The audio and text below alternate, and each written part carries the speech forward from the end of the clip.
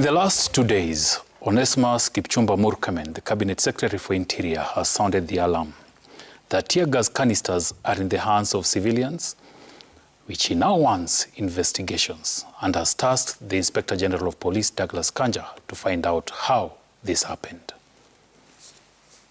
The Inspector General of Police is investigating all those incidences to see whether there are some civilians who have tear gas, and these are resources that are not supposed to be in civilian hands, or whether there are police officers who are colluding with civilians and giving them tear gas canisters. It's the same problem.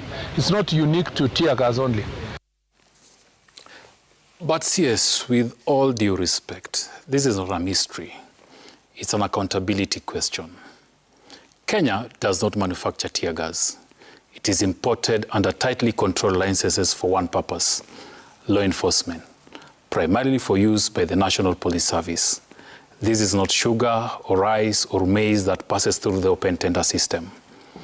Every single canister that enters this country is procured through a known supplier, logged through a controlled supply chain, issued through a documented structure, assigned to a specific officer, recorded before deployment, and accounted after use. That is how a discipline of service works. In fact, police procedures already answer the question that you now want investigated. For the avoidance of doubt, here is how it works, once again, CS Murkomen.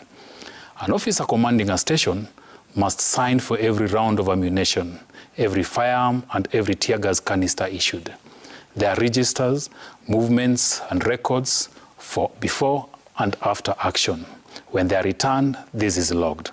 So if a canister is in the hand of a civilian, we are not dealing with an unknown. We are dealing with a broken down system or an abuse of the very system. This is what in other sectors like agriculture and pharmaceutical is called traceability. The ability to track an item one step back and one step forward. It is widely used in these sectors. And without a doubt, the security agencies are supposed to live by this. The policing structure in this country dates back to over a century, to the days of the East African Protectorate. Surely, in 2026, we cannot claim we do not know where state-controlled crowd control equipment came from. You do not launch investigations to discover what your inventory system should already be telling you. You demand an audit, an explanation from the custodians.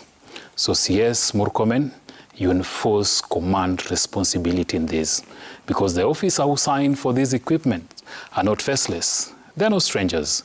They're the very people who line up parades during your ministerial visits.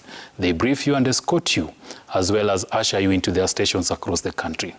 Look at them into the eye and ask for the records. Anything else looks like a theater funded by taxpayers. That is my bone tonight.